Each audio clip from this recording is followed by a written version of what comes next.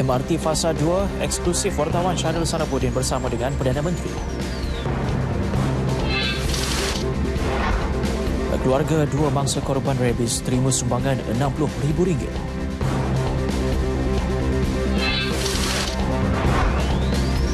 Malaysia setuju pendakwaan MH17 ikut Undang-Undang Belanda.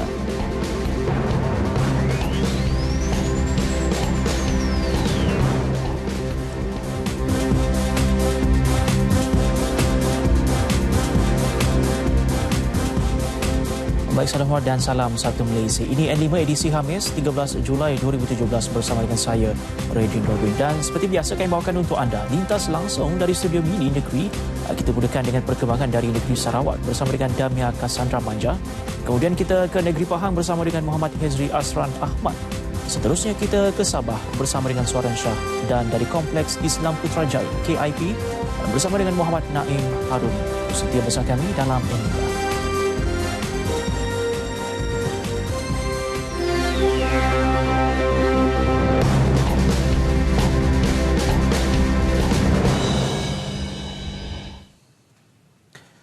Waris mangsa pesawat Malaysia Airlines MH17 yang ditembak jatuh di Ukraine 3 tahun lalu diberi taklimat berhubung perkembangan terkini kes tersebut. Sekurang-kurangnya 19 keluarga mangsa tragedi pesawat itu menghadiri sesi taklimat Menteri Pengangkutan Datuk Seri Lee Tiong Lai yang dibuat secara tertutup di Putrajaya. Media difahamkan majlis itu dibuat secara tertutup atas permintaan waris mangsa.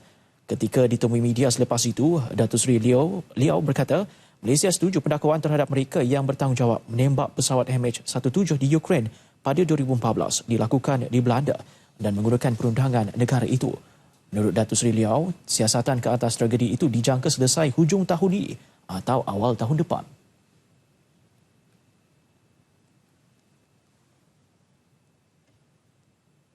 Sebenarnya kita juga nak the person who actually shoot launch the book missile to come forward to tell us what is actually happening on that particular day, because it's very sure that it is a book missile, is from land to air missile who shoot down MH17. MH17 yang sedang dalam penerbangan dari Amsterdam ke Kuala Lumpur itu ditembak jatuh semasa terbang pada ketinggian 30,000 kaki dalam kawasan bergolak di timur Ukraine.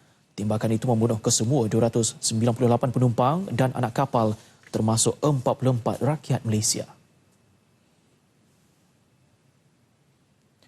Sambutan ulang tahun keputeraan rasmi yang di-Pertuan Agong Sultan Muhammad ke-5 bagi tahun ini dipindah daripada 29 Julai kepada Sabtu 9 September depan. Pindahan itu diumumkan kerajaan menerusi kenyataan oleh Jabatan Perdana Menteri hari ini. April lalu, kerajaan bersetuju tarikh sambutan Hari Keputeraan Rasmi Sultan Muhammad ke-5 dipindah dari Sabtu minggu pertama bulan Jun kepada Sabtu minggu terakhir Julai.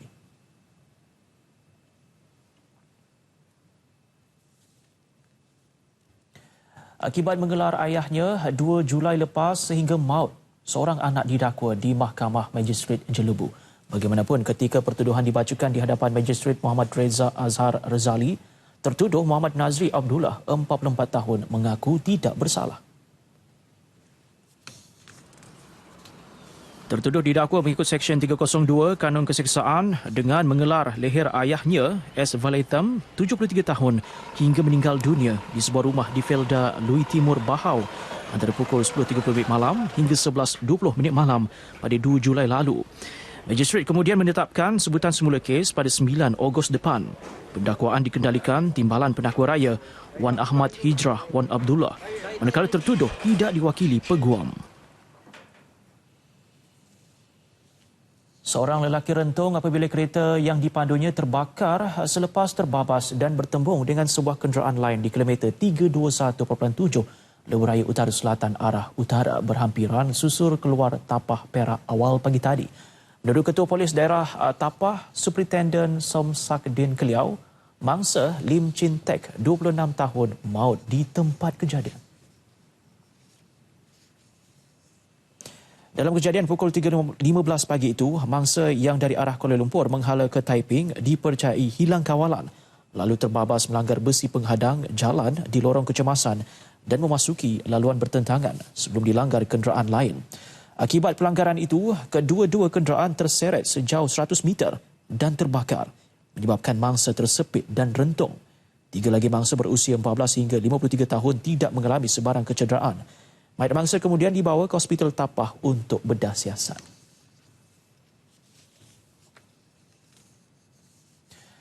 « 15 individu bertuah dalam ataupun dari kalangan orang awam terpilih menggunakan perkhidmatan MRT Fasa 2 Jajaran 1 secara eksklusif bersama dengan Perdana Menteri Datuk Seri Najib Tun Razak petang semalam. Laluan MRT itu dijangka dirasmikan Isnin ini.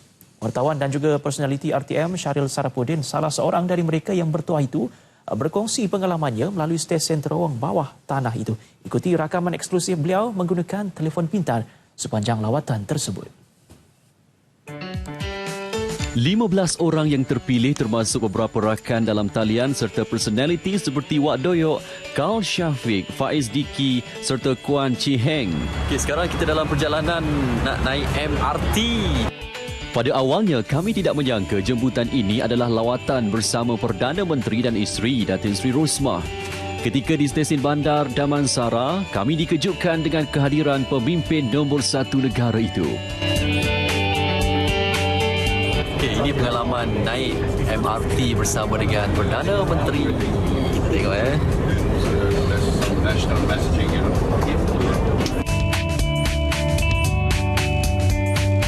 Perdana Menteri membawa kami meninjau keadaan fasa kedua sambil bercerita mengenai idea tentang penubuhan MRT. Tiba di stesen Merdeka, semua yang hadir nyata teruja dengan keunikan stesen bawah tanah yang begitu unik dengan menterjemahkan corak dan seni yang menggambarkan identiti tempatan. Kami semua dimaklumkan kedalaman stesen bawah tanah sepanjang jajaran ini adalah antara 25 hingga 55 meter, iaitu seperti ketinggian 8 tingkat bangunan. Yang menariknya sekarang ni, apabila kita berada di satu-satu stesen tu, stesennya ada identiti yang tersendiri. Itu yang sebenarnya mencerminkan orang kata identiti sesuatu tempat yang berhenti tu ataupun sejarah yang pernah ada di situ.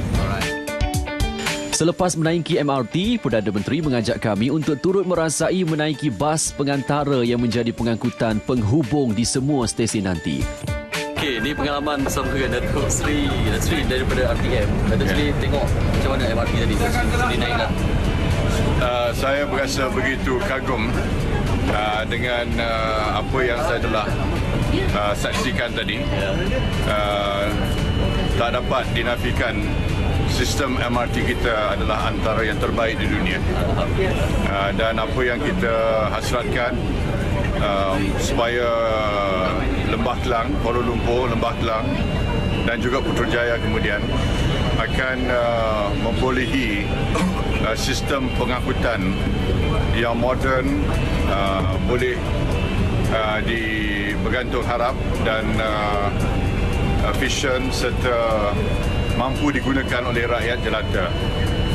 Nampaknya apa yang kita hasratkan insya-Allah sudah pun tercapai sekurang-kurangnya sebahagian daripadanya, dan selepas ini keseluruhan kawasan tersebut akan mempunyai sistem pengangkutan yang antara termoden di dunia. Ya, itu janji Datuk Seri kepada kita semua. Memang satu perasaan yang membanggakan bila kita ada satu sistem public transport yang sangat bagus dan setaraf dengan peringkat dunia. So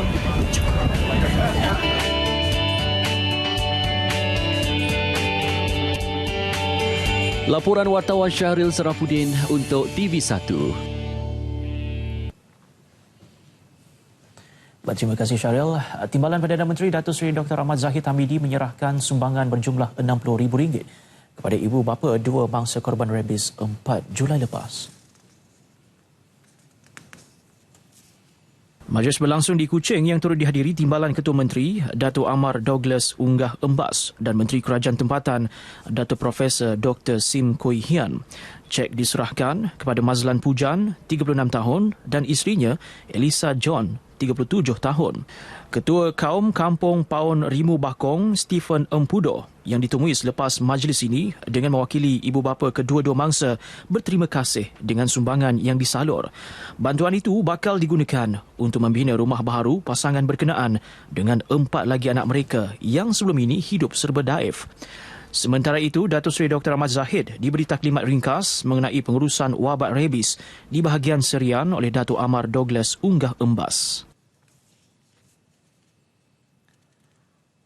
Baik, saudara, sebelum kita berehat seketika, ini perkembangan yang baru kami terima.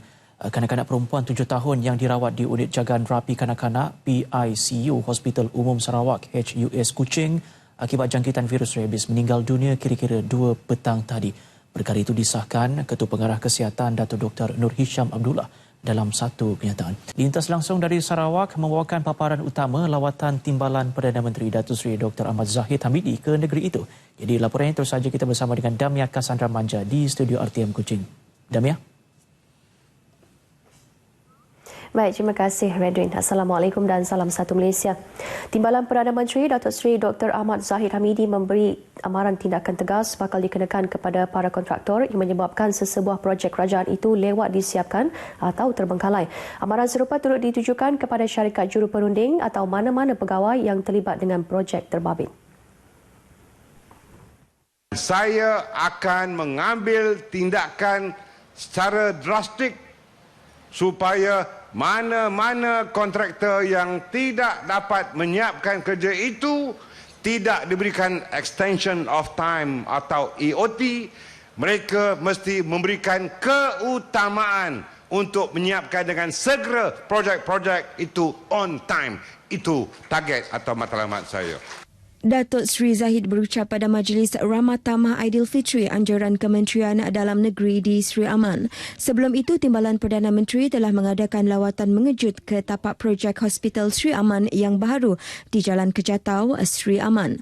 Beliau kecewa kerana projek berkenaan lewat 218 hari dari jadual. Lantas, Datuk Seri Zahid memberi komitmen akan berkunjung semula ke negeri ini bagi memperincikan satu persatu projek yang lewat atau terbengkalai bersama-sama dengan Ketua Menteri Sarawak, menteri-menteri serta pegawai persekutuan dan negeri yang terlibat dalam sesuatu projek tersebut. Menurut beliau lagi, para kontraktor harus bertanggungjawab menyiapkan projek yang telah diamanahkan, apatah lagi jika projek itu melibatkan perihal berkaitan kemudahan dan kebajikan rakyat. Dalam pada itu menyentuh mengenai kehadiran warga negara asing yang datang bekerja ke negeri ini tanpa dokumen yang sah, Datuk Seri Dr. Ahmad Zahid berkata kerajaan persekutuan sedia membantu Sarawak menangani masalah itu. Katanya walaupun kuasa dan akta imigresen di Sabah dan Sarawak berbeza dari semenanjung Malaysia, namun kerajaan persekutuan sedia membantu sama ada dari sudut penguatkuasaan atau tata cara. Katanya kerajaan sebelum ini telah memberi tempoh yang secukupnya kepada pendatang tanpa izin parti serta majikan di semenanjung Malaysia untuk memohon enforcement card atau e-card, namun hanya 25% sahaja yang berbuat demikian. Kerajaan tidak mahu lagi berkompromi, maka tindakan perundangan akan dikenakan kepada mereka yang berdegil demi menjaga kepentingan dan keselamatan negara.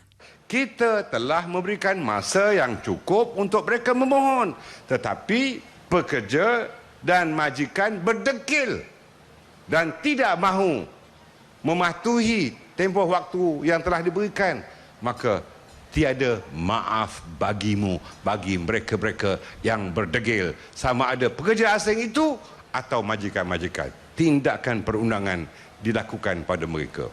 Saya harap tindakan yang sama boleh dilakukan oleh Kerajaan Sarawak. Terdahulu, Ketua Menteri Dato' Amar Abang Johari Tun Openg dalam teks ucapan yang dibaca timbalannya, Dato' Amar Douglas Unggah Embas memberitahu terdapat kira-kira 200,000 pekerja asing di Sarawak yang berdaftar dengan Jabatan Immigration dan ia perlu diurus secara telus. Menurut Dato' Amar Abang Johari, walaupun Sarawak menerima kehadiran warga asing untuk bekerja di negeri ini, namun mereka seharusnya mempunyai dokumen yang sah. Mangsa ketiga wabak rabies yang dilaporkan sebelum ini kritikal disahkan meninggal dunia pada pukul 2.16 petang tadi di Hospital Umum Sarawak. Mangsa yang berumur 7 tahun itu berasal dari Kampung Lebur Serian. Dalam pada itu, Timbalan Ketua Menteri Datuk Ahmad Douglas Ugambas dalam satu kenyataan memberitahu 7 kawasan di daerah Serian telah diisytiharkan sebagai kawasan wabak penyakit rabies setakat ini. Kawasan-kawasan berkenaan ialah Kampung Paun Rimu, Kampung Paun Rimu Bakong, Kampung Remun, Kampung Lebur, Kampung Kerait, Kampung Saroban dan yang terbaru Kampung Tangga. Katanya Jabatan Perkhidmatan Veterina bersama agensi kerajaan yang lain dan pertubuhan bukan kerajaan telah menvaksinasikan sebanyak 1,975 haiwan peliharaan terdiri daripada 464 ekor anjing, 1,493 ekor kucing dan 18 ekor lain-lain haiwan. Jabatan itu juga telah menjalankan 60 kempen kesedaran awam yang dihadiri oleh 3,735 peserta. Sementara itu, Jabatan Perkhidmatan Veterina dan Persatuan Veterina Sarawak akan mengadakan kempen pemvaksinan besar-besaran di Bandar Serian pada Sabtu dan Ahad ini dari pukul 10 pagi hingga 4 petang. Ia akan dijalankan di 4 lokasi iaitu Balai Babuk Gawing, Dewan Masyarakat Serian, Pejabat Veterina Serian dan Majlis Daerah Serian. Datuk Ahmad Douglas Ugah menyeru semua pemilik haiwan peliharaan untuk datang ke tempat berkenaan supaya pemvaksinan dapat dibuat dan ia diberi secara percuma. 3 agensi pelancongan negeri iaitu Biro Convention Sarawak, Lembaga Pelancongan Sarawak dan Jabatan Muzium Sarawak perlu merangka pelan berkesan untuk menarik kehadiran pengunjung ke Kompleks Muzium Sarawak yang baharu kelak. Menteri Pelancongan, Belia dan Sukan Datuk Karim Rahman Hamzah melawat tapak Kompleks Muzium Sarawak di Kuching pagi tadi berkata ketika ini kompleks muzium itu sudah pun siap 37%. Ia akan menempatkan pelbagai jenis artefak sejarah Sarawak selain koleksi-koleksi barangan kuno. Karena kita tidak mahu khazanah kita yang indah are not being shown to the outside world. We want to see all those who come here for seminars, for forum, or even for sport tourism. Pembinaan Kompleks Muzium Sarawak itu menelan kos RM300 juta dan dijangka siap sepenuhnya pada Februari 2020. Usaha Jabatan Bomba dan Penyelamat Sarawak untuk memupuk kesedaran awam mengenai pengurusan kebakaran sejak 2013 membuahkan hasil positif apabila 74 kejadian kebakaran struktur tahun lepas berjaya dikawal pantas oleh pasukan bertindak pertama yang terdiri daripada penduduk sendiri. Penolong Pengarah Bahagian Operasi Kebombaan dan Penyelamat Penguasa Kanan Bomba 1, Tiong Ling Hing berkata, sehingga suku kedua tahun ini pula 41 kebakaran struktur berjaya dikawal oleh pasukan yang sama. Sehubungan itu, beliau berkata pihak jabatan akan meneruskan program latihan kepada penduduk kampung mengenai pengurusan kebakaran yang dikenali sebagai Summer Camp Jabatan Bomba dan Penyelamat. Jelasnya 6 siri Summer Camp akan diadakan tahun ini, manakala 12 siri Summer Camp telah berlangsung sepanjang tahun lepas. Ia diadakan dengan bantuan oleh pejabat wakil rakyat setempat. Tiong berucap dalam majlis penutupan Summer Camp di Balai Bomba dan Penyelamat Siburan yang disempurnakan oleh Menteri Muda Pembangunan Tanah Adat, Datuk Roland Sagah Wee-In. Dalam ucapannya, Datuk Roland Sagah mengingatkan penduduk kampung supaya sentiasa berjaga-jaga dengan persekitaran rumah terutama melibatkan bahan dan barangan yang mudah terbakar. Beliau juga meminta peserta Summer Camp supaya berkongsi ilmu pengetahuan semasa berkursus dengan penduduk dan jiran sekampung terutama cara-cara mencegah dan memadam kebakaran. Seramai 32 peserta dari 18 kampung bahagian dalam kawasan Dewan Undangan Negeri Tarat mengambil bahagian dalam sesi latihan 3 hari itu. Baik saudara, setakat ini dahulu sumbangan berita dari Sarawak untuk N5 petang ini dan untuk berita seterusnya kembali kepada Redwin di Angkasa Puri. Silakan. Baik, terima kasih Dami untuk laporan dari RTM Sarawak. Kerjasama padu bomba, polis dan Suruhanjaya Pengangkutan Darat SPAD antara impak positif kepada usaha mengurangkan kemalangan dan juga kebakaran di musim perayaan. Itu antara paparan lintas langsung dari negeri Tok Gajah bersama dengan Muhammad Hizri Azran Ahmad Hairi di studio berita RTM di Kuantan, Pahang. Silakan Hizri. Terima kasih Redwin di Angkasa Puri. Assalamualaikum dan salam satu Malaysia. Daerah Kuantan kini menjadi pusat pertumbuhan konurbasi Pantai Timur yang berkembang pesat dari segi fizikal dan ekonomi. Konurbasi bermaksud pengelompokan bandar-bandar utama dalam satu kapasiti yang sangat luas. Contohnya Lembah Kelang yang merangkumi Kuala Lumpur, Petaling Jaya dan Shah Alam.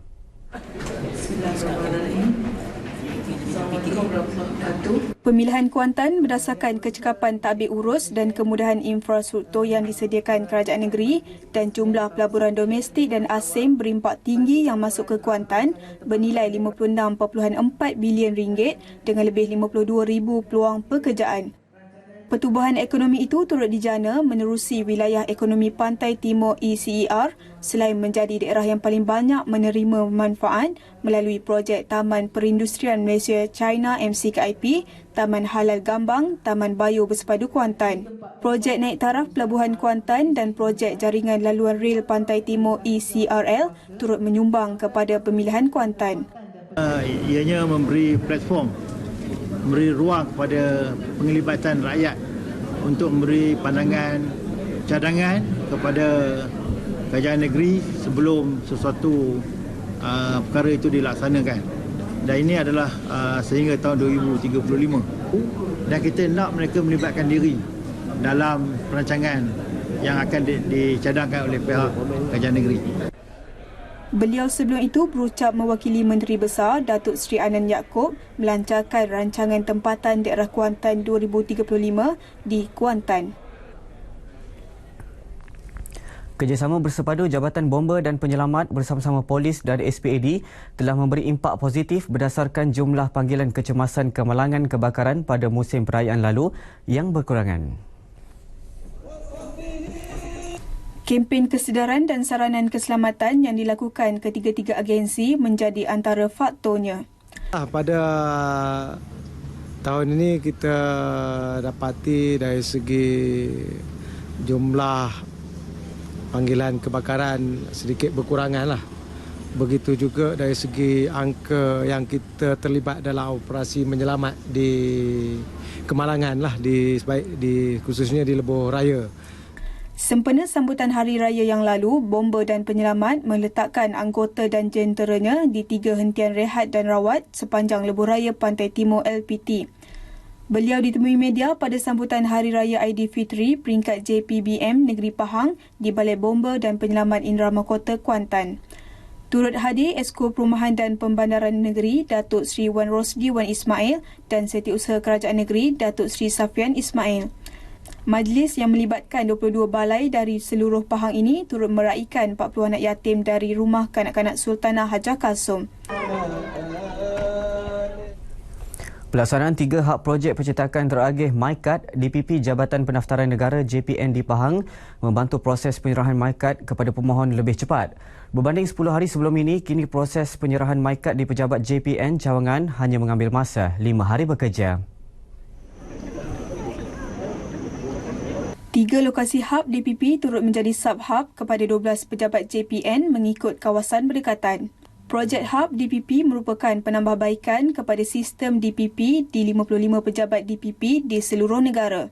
Dulu cetakan MyCard ni semua dibuat oleh pejabat.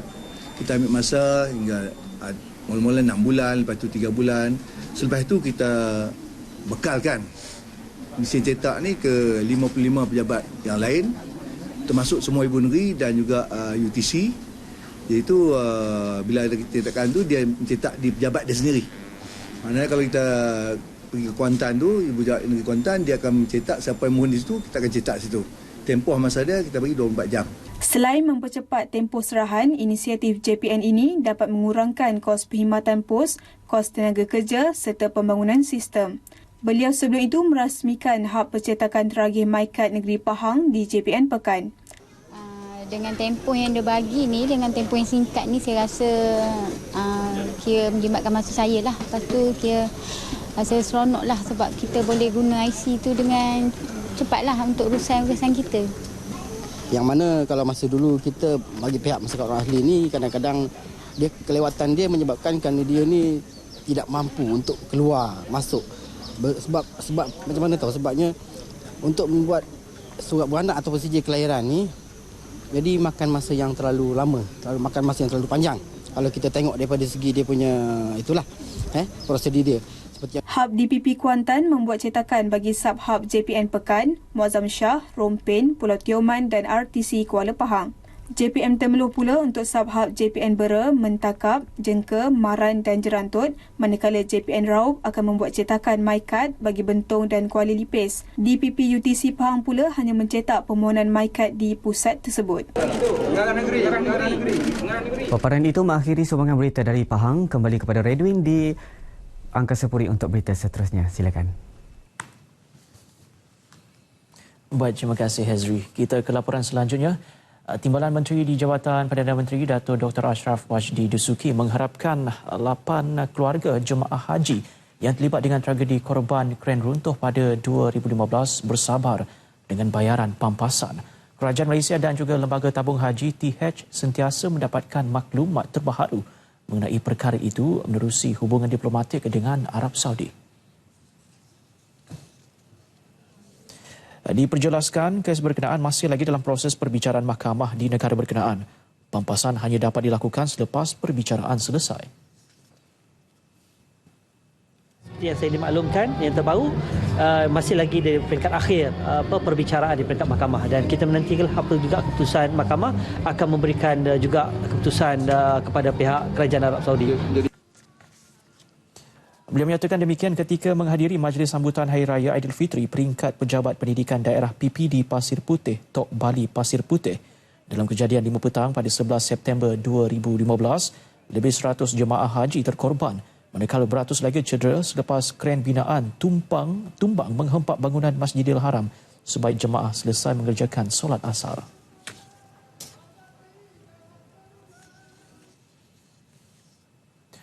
...43 pendatang asing tanpa izin parti ditahan dalam ops mega Jabatan Imigresen Pulau Pinang malam tadi. Mereka terdiri daripada warga Indonesia, Bangladesh, Myanmar, Kemboja, Pakistan dan juga Vietnam berusia antara 20 hingga 70 tahun.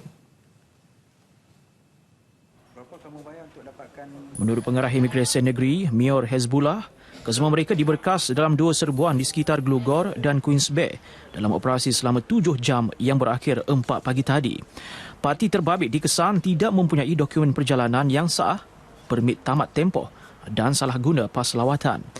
Kesemua mereka dibawa ke Pejabat Imigresen Negeri untuk proses dokumentasi sebelum dihantar ke depoh tahanan juru untuk siasatan lanjut. Kes disiasat mengikut Seksyen 6-1-C Akta Imigresen 1959 Palang 63. Kerajaan Negeri Melaka berjaya mengurangkan kira-kira 16 juta ringgit jumlah hutang kepada Kerajaan Persekutuan sejak 4 tahun lalu. Ketua Menteri Datuk Seri Idris Harun berkata, sejak tahun 2013, Melaka sudah tidak lagi meminjam daripada Kerajaan Persekutuan. Perkembangan positif itu membuktikan Melaka sudah mampu menggunakan sumber dana sendiri tanpa bergantung sepenuhnya kepada Kerajaan Persekutuan. Ia juga menunjukkan pengurusan dan pentadbiran kerajaan negeri sudah semakin cekat berbanding tahun-tahun sebelumnya. Dulu kita berhutang, angka tu saya boleh bagi secara tepatlah. Dulu kita berhutang dalam 824 juta. Jadi kita dah kurangkan sikit. Ada pembayaran dibuat semenjak tahun 2013 pada hari ini. Tapi yang lebih penting adalah tidak ada peningkatan, malah berkurangan. Jadi ada pihak yang mengatakan kerajaan negeri suka berhutang. Jadi ini sekaligus menafikan pihak yang menuduh kerajaan negeri berhutang. Beliau bercakap kepada media selepas perhimpunan bulanan Kerajaan Negeri Melaka di Seri Negeri Aikro. Lebih 5,000 pujak awam dari pelbagai agensi kerajaan negeri dan persekutuan hadir di perhimpunan itu. N5 diteruskan dengan lintas langsung dari negeri di bawah Bayu dan sudah pun bersedia Zoran Shah di studio RTM Kota Kinabalu. Silakan Zoran. Baik, terima kasih Redwin di Angkasa Puri. Assalamualaikum dan salam satu Malaysia. Kerajaan negeri dan persekutuan sentiasa komited dalam usaha pembangunan dan pemantapan sistem pendidikan di negeri ini. Ketua Menteri Datuk Seri Panglima Musa Haji Aman berkata ia termasuk menyediakan peruntukan besar bagi meningkatkan aktiviti dan program pendidikan serta pembangunan modal insan berkualiti. Usaha itu selaras dengan hasrat dan aspirasi kerajaan negeri menerusi kumpulan Yayasan Sabah memangkin pertumbuhan dan produktiviti negara. Datuk Musa yang juga pengerusi Lembaga Pemegang Amanah Yayasan Sabah berucap merasmikan Majlis Penyampaian Anugerah Beasiswa Cemerlang Negeri Sabah BCNS siri ke-28 di Kota Kinabalu. Beliau berharap beasiswa berkenaan dapat memberi motivasi kepada penerimanya untuk berjaya dan bersaing di persada global selari dengan matlamat transformasi nasional TN50. Sementara itu, beberapa penerima anugerah BCNS yang ditemui menyatakan rasa gembira dengan beasiswa berkenaan. Saya rasa amat bangga kerana dapat peluang yang emas ini dan juga sebagai motivasi untuk saya terus belajar bersungguh-sungguh. I hold responsibility lah, jadi saya macam inspire adik-adik dan semua masyarakat di Sabah ni untuk berjaya dalam pelajaran. Give back to the people, bagi baik kepada negeri Sabah, dan sebagai civil engineering saya mau bangunkan infrastruktur di Sabah ni. Bersyukurlah dan saya juga berasa gembira sebab bagi saya memang bukan mudah untuk mendapatkan anugerah yang tertinggi seperti ini, dan dengan beasiswa ini saya jadikan dorongan untuk diri saya lah supaya saya dapat meneruskan kecemerlangannya pada peringkat yang seterusnya. Dalam majlis tersebut, seramai 25 pelajar cemerlang Peperiksaan Sijil Pelajaran Malaysia 2016 menerima anugerah BCNS. Sejak diperkenalkan pada tahun 1990, seramai 488 penerima telah dianugerahkan BCNS. Jabatan Hidupan Liar Sabah bercadang memindahkan Taman Hidupan Liar Lokawi ke satu kawasan lebih luas di Kampung Sugut Penampang. Lokasi baru berkenaan berkeluasan 1,618 hektar dan mampu menempatkan lebih banyak haiwan berbanding taman sedia ada yang berada di kawasan seluas 113.3 hektar. Malaysia bukan sebuah negara gagal. Malaysia adalah sebuah negara berjaya. Ringgit kita bertambah kokoh, prestasi ekonomi kita bertambah baik, pelaburan luar bertambah dan sebagainya.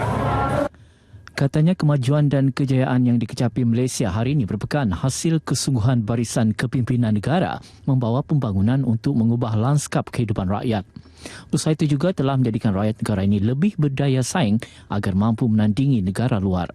Datuk Dr. Muhammad Fuad ditemui media dalam majlis Rumah Terbuka Aidilfitri Jasa di Kompleks Bersepadu KKMM, Kota Kinabalu. Turut hadir Ketua Menteri Datuk Seri Panglima Musa Jaman, pemimpin-pemimpin negeri selain warga KKMM. Majlis yang dihadiri lebih 500 tetamu itu turut diserikan dengan sambutan ulang tahun kelahiran Datuk Dr. Muhammad Fuad. Jabatan Hidupan Liar Sabah bercadang memindahkan Taman Hidupan Liar Lokawi ke satu kawasan lebih luas di Kampung Sugut Penampang. Lokasi baru berkenaan berkeluasan 1,618 hektar dan mampu menempatkan lebih banyak haiwan berbanding taman sedia ada yang berada di kawasan seluas 113.3 hektar.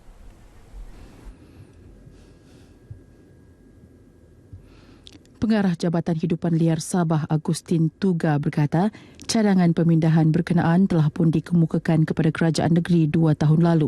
Memang kita sudah ada lokasi di Sugut sana, kawasan lebih besar, tetapi perlu persetujuan daripada penduduk di sana lah. Kalau mereka setuju dan kerajaan mempunyai sumber keuangan untuk tujuan itu, kita boleh pindah ke sana lah, kawasan yang lebih luas.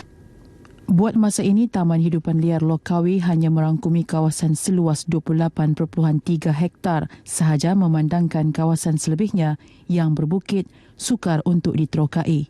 Sebanyak 40 haiwan mamalia, 30 spesies burung dan 13 spesies reptilia ditempatkan di taman berkenaan. Agustin bercakap kepada media di Taman Hidupan Liar Lokawi. Terdahulu, para pengamal media turut dibawa melawat dan diberi taklimat mengenai pengurusan haiwan di taman berkenaan oleh Pegawai Penguasa Taman Hidupan Liar Lokawi, Rosa Sipangkui. Jabatan Muzium Sabah terus memperkasa usaha memelihara kebudayaan, alam sekitar, arkeologi dan warisan sejarah Sabah menerusi kerjasama dengan pelbagai agensi kerajaan di negeri ini.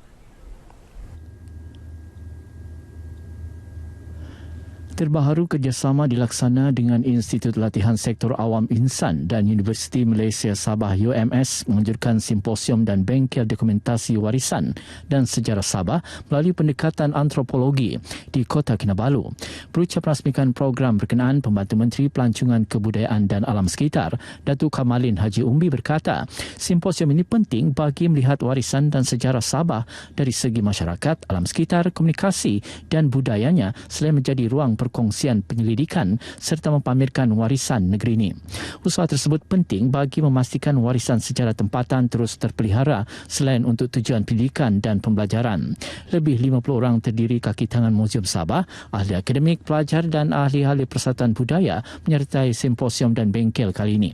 Turut hadir Pengarah Jabatan Muzium Sabah, Sintiung Gidit. Sekian berita N5 dari Sabah petang ini. Teruskan dengan Redwin di Angkasa Puri. Silakan. Baik, Soran, terima kasih untuk laporan dari RTM Sabah. Dan seterusnya kita ke Putrajaya ataupun dari Kompleks Islam Putrajaya, KIP. Bersama-sama dengan Muhammad Naim Harun. Baik, silakan Naim. Terima kasih Redwin di Angkasa Puri. Assalamualaikum dan salam satu Malaysia. Kompleks Islam Putrajaya, KIP, yang beroperasi sepenuhnya akhir tahun lepas akan dirasmikan Perdana Menteri Datuk Seri Najib Tun Razak Selasa ini. Projek yang dibina dengan kos RM562 juta itu menjadi pusat pengurusan Islam dan menempatkan pelbagai agensi Islam di bawah Menteri di Jabatan Perdana Menteri.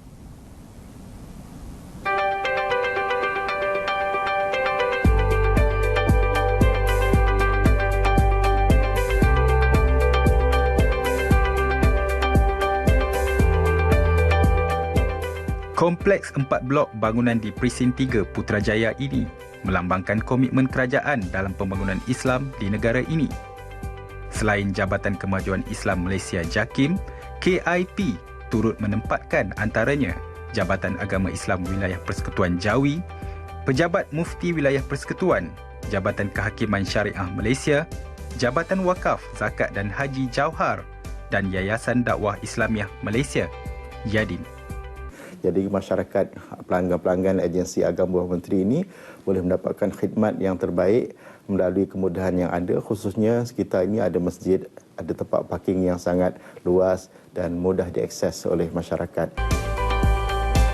Penubuhan KIP menjadi landasan kepada usaha memenuhi keperluan masyarakat Islam seiring dengan perkembangan dan pembangunan negara. Kita berkongsi pengalaman yang dengan secara lebih cepat, maklumat-maklumat dapat disampaikan, perbincangan yang strategik dapat dilakukan dengan lebih kerap. Pembinaan KIP yang dikendalikan anak syarikat TH Properties iaitu THP Bina siap pembinaannya dalam tempoh 4 tahun setengah.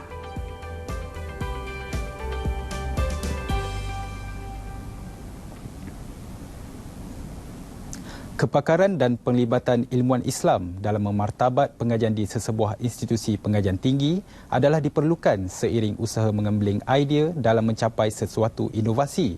Menyedari keperluan itu, Universiti Sains Islam Malaysia, USIM, melantik Ketua Pengarah JAKIM Tan Sri Osman Mustafa sebagai ahli lembaga pengarahnya. Pelantikan itu seiring matlamat USIM memastikan setiap penyelidikan dan penghasilan inovasinya berasaskan kepada Al-Quran dan Sunnah. Pelantikan Tan Sri Osman itu juga memberi suntikan baru kepada dimensi akademik dan penyelidikan bagi memperkasa peranan USIM dalam menghasilkan inovasi Islam. All this while kita tidak ada, pada masa ini kita tidak ada satu orang ahli daripada background agama. Dengan pelantikan Tan Sri dengan pengalaman beliau sangat luas dalam aspek agama ni, terutamanya aspek yang ditajuk oleh JAKIM, aspek halal dan sebagainya. Kita merasakan ini akan menjadi satu suntikan baru. USIM dan JAKIM kini menjadi rakan strategi membangunkan modul latihan dalam bidang halal. Hasil kerjasama JAKIM dan USIM itu telah mendapat perhatian China yang menawarkan program latihan tersebut diadakan di negara tembok besar itu. USIM adalah IPTA yang unik menawarkan program pengajian dalam pelbagai bidang yang mengintegrasikan ilmu nakli dan akli. Ia juga satu-satunya IPTA yang menawarkan semua program pengajiannya berteraskan pendidikan Islam dalam usahanya mengembalikan zaman kegemilangan ilmuwan Islam dengan graduannya yang turut menguasai bahasa Arab dan bahasa Inggeris. Kesukaran menempuh perjalanan melalui sungai, laluan tasik dan jalan balak tidak menghalang Jabatan Kemajuan Islam Malaysia, JAKIM, menjalani misi dakwah di kawasan perkampungan orang asli di Gerik, Perak. Misi dakwah penggerak masyarakat orang asli, PMOA itu bertujuan mengelak kececeran ilmu agama dalam kalangan masyarakat asli Islam yang baru atau yang telah lama memeluk Islam. Ketika ini, terdapat 15 PMOA dan 10 pendakwah menjalankan kerja-kerja dakwah di seluruh hulu Perak.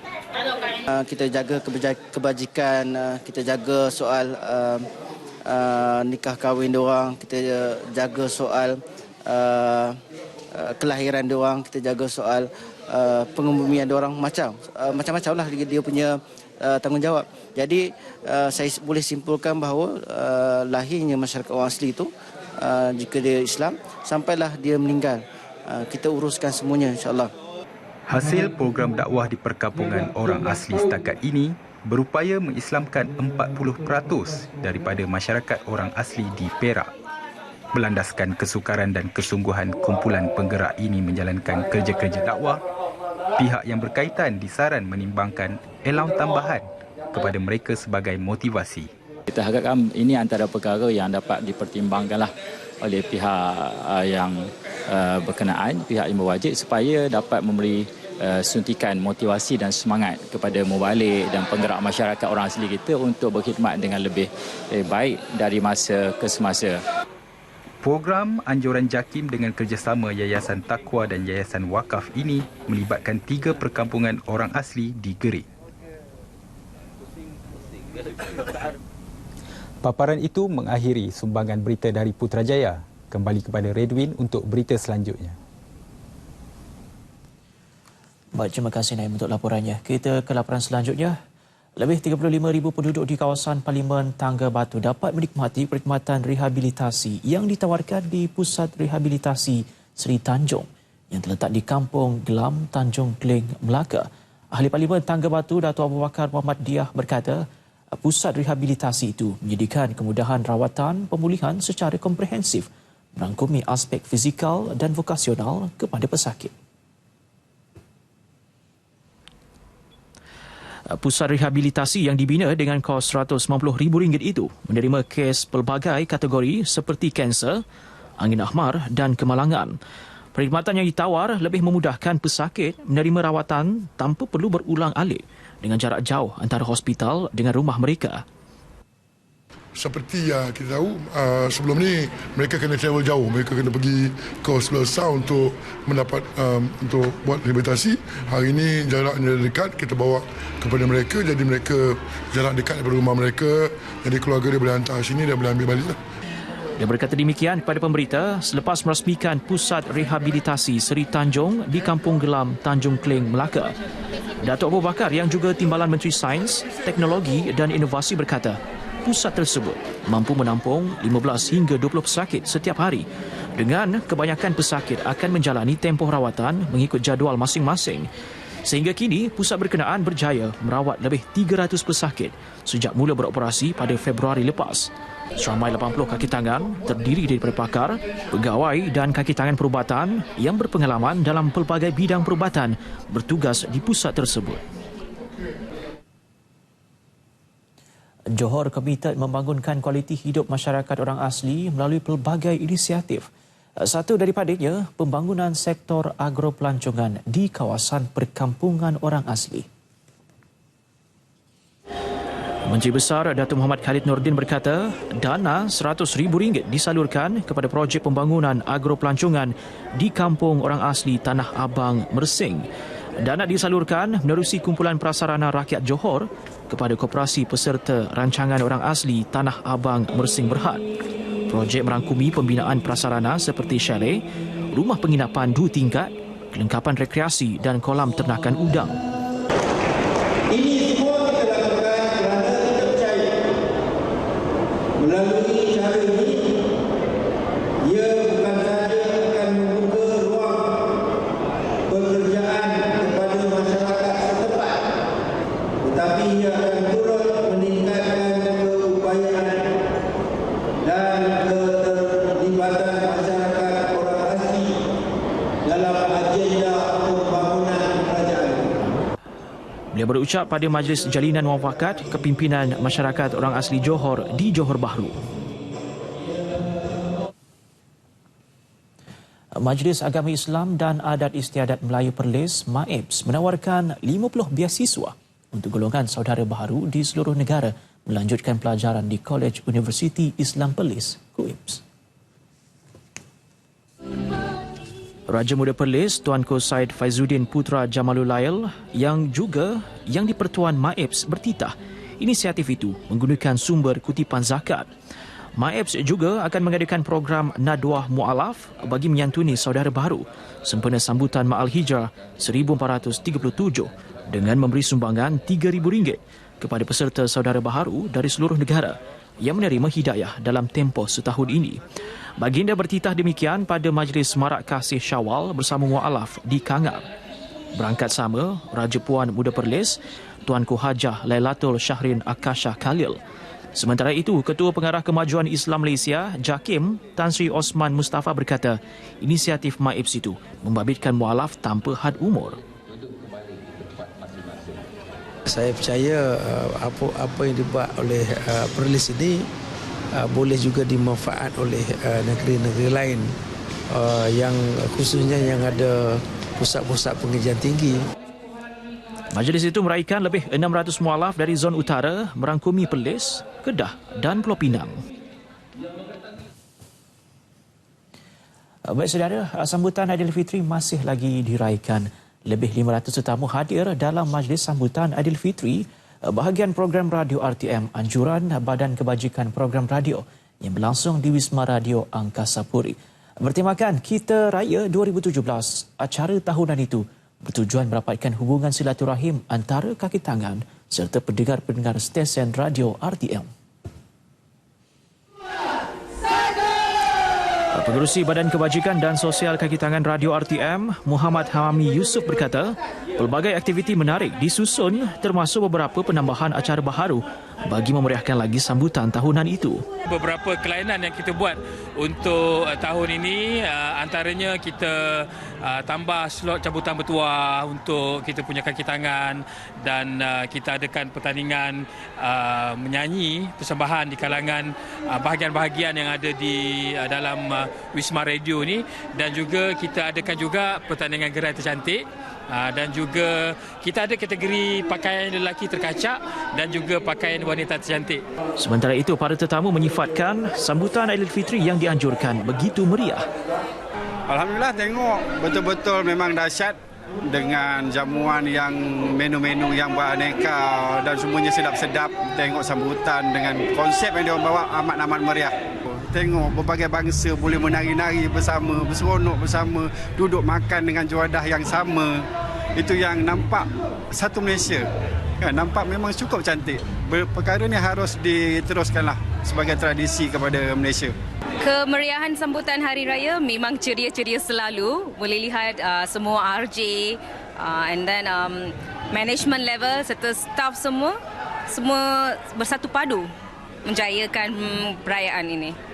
Perayaan ini kan, sambutan ini, kaum Cina, India, Melayu, semua turun padang. Semua merayakan macam satu family. Sambutan turut dihadiri pengarah bahagian program radio, Datuk Mustafa Kamal Abdul Razak serta ahli Direktorat RTM.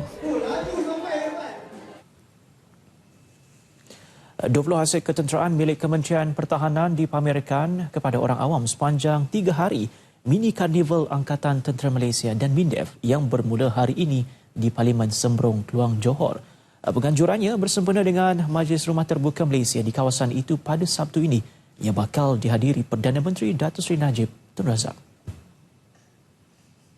Pameran bermula seawal jam 9 pagi itu mula dibanjiri orang awam khususnya dari sekitar daerah Keluang yang ingin mengambil peluang menyaksikan secara dekat aset-aset tentera.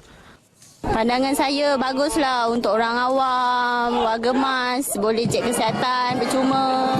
Boleh tengok ni, tahulah, kenal macam mana askar, apa aset ada. Tentang pameran ni, saya rasa seronok dan terhibur lah dengan pameran, contohnya pameran senjata, kelengkapan senjata semua, dan yang paling saya terhibur tentang ni lah, pertunjukan ni. Menurut Panglima Brigade ke-7 Infanteri Malaysia, Brigadier Jeneral Muhammad Hassan Loman, selain pameran pelbagai aset darat, udara dan laut seperti helikopter, kereta kebal dan senjata, mini karnival itu turut melibatkan kira-kira 1,200 anggota tentera. Setakat ini alhamdulillah daripada sambutan yang saya nampak ni, masyarakat setempat mendapat mesej yang kita nak sampaikan kepada mereka untuk mereka sama-sama hadir mengambil kesempatan ini untuk melihat sendiri tentang keupayaan, kemampuan dan kebolehan Angkatan Tentera Malaysia kita dan juga aset-aset yang sedia ada dalam perkhidmatan Angkatan Tentera Malaysia. Beginilah suasana di tapak mini karnival Angkatan Tentera Malaysia ATM dan MINDEF sempena Majlis Rumah Terbuka Malaysia Aidilfitri 2017 yang berlangsung di Parlimen Sembrong selama 3 hari bermula pada hari ini sehingga kemuncaknya pada malam Sabtu nanti di mana kehadiran Yang Amat Berhormat Perdana Menteri Datuk Seri Najib Tun Abdul Razak di Parlimen Sembrong ini. Dan di tapak ini anda boleh menyaksikan pelbagai pameran aset tempur ATM, pameran kejaya ATM, demonstrasi ikhtiar hidup dan demonstrasi masak di medan. Sedikit perkembangan sukan, 92 hari menjelang Hari Sukan Negara HSN pada 14 Oktober 2017, semua pihak diseru untuk sama-sama terlibat menyemarakkan lagi sambutan bagi peringkat Wilayah Persekutuan Labuan. Pengarah Jabatan Belia dan Sukan Labuan, Hazan Dahari berkata, semua pihak termasuk badan bukan kerajaan, NGO dan pihak swasta dapat berganding bahu untuk memupuk budaya sihat melalui sukan dalam kalangan masyarakat. Sebanyak 30 acara akan berlangsung di Kompleks Sukan Labuan, antaranya pertandingan bola sepak, futsal, sepak takraw dan bola jaring. Selain acara kayak, larian dan berbasikal serta cabaran harta karun yang akan dijalankan di seluruh Labuan. Beliau berkata demikian pada Majlis Kira Detik Hari Sukan Negara dan Rumah Terbuka Aidilfitri Jabatan Belia dan Sukan di Kompleks Sukan Labuan. Program Hari Sukan Negara peringkat Labuan akan dilancarkan Ahli Parlimen Labuan Dato' Rozman Isli mensasarkan 18,000 penyertaan. Larian obor Sukan C dan Sukan Para ASEAN KL 2017. Semalam, obor meneruskan siri jelajah dan tiba di Taran Ilmu Jeli Kelantan. Penyerahan obor dari Perak dilakukan Timbalan Exco Belia Sukan dan Sumber Manusia Negeri Perak yang juga Adun Pengkalan Hulu Aznil Ibrahim diserahkan kepada Adun Kuala Balah Dato' Abdul Aziz Rashid dan Pengarah Belia dan Sukan Negeri Kelantan Mod Nazri Yaakob. Penyerahan terbabit menandakan bermulanya larian obor bagi negeri ini dan berharap agar rakyat di Kelantan dapat turut serta memeriahkan larian yang julung kali diadakan ini.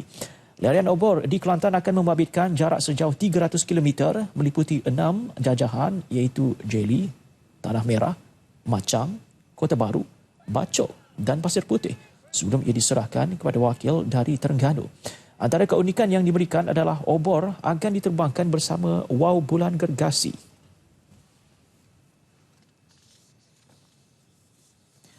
Baik, seterusnya laporan cuaca bersama dengan Wan Muhammad Hafiz Husin dari Jabatan Meteorologi Malaysia. Terima kasih rakan penyampai dan Kasapri. Assalamualaikum dan salam satu Malaysia. Informasi cuaca terkini pada petang ini dimulakan dengan melihat corak tiupan angin di rantau negara kita. Dan pada ketika ini rantau negara kita masih lagi menerima angin tiupan daripada arah barat daya dengan kelajuan yang agak lemah sekitar 10 hingga 20 km sejam yang buat masa kini Met Malaysia tidak mengeluarkan sebarang amaran angin kencang setelok bergelora di mana-mana kawasan perairan di rantau negara kita. Seterusnya kita beralih ke paparan gema radar untuk melihat keadaan cuaca dengan lebih terperinci. Dan bagi negeri-negeri di semenanjung Malaysia dapat diperhatikan pada ketika ini hujan di satu dua tempat sedang berlaku di bahagian tengah semenanjung Malaysia dan dijangkakan akan bergerak menuju ke pantai timur semenanjung Malaysia dan keadaan lembap ini dijangkakan akan berlarutan sehingga ke awal malam nanti. Seterusnya kita beralih ke negeri Sabah. Di negeri Sabah, hujan berseteribut petir sedang berlaku dan lebih tertumpu di bahagian Kudat dan juga Sandakan, manakala hujan di satu tempat pula sedang berlaku di bahagian Tawau, manakala di bahagian lain dalam keadaan yang mendung. Seterusnya kita beralih ke negeri Sarawak pula. Bagi negeri Sarawak, hujan di satu tempat sedang berlaku dan boleh dikatakan hampir ke semua bahagian bagi di negeri Sarawak, dan keadaan lembap bagi kedua-dua negeri ini, di negeri Sabah dan juga di negeri Sarawak, dijangkakan akan berlarutan sehingga ke awal malam nanti. Dan bagi memudahkan segala urusan dan perjalanan para penonton pada malam ini, kami bawakan anda ramalan cuaca bagi bandar-bandar utama di seluruh Malaysia. Sekian dari Map Malaysia, saya Wan Hafiz. Assalamualaikum.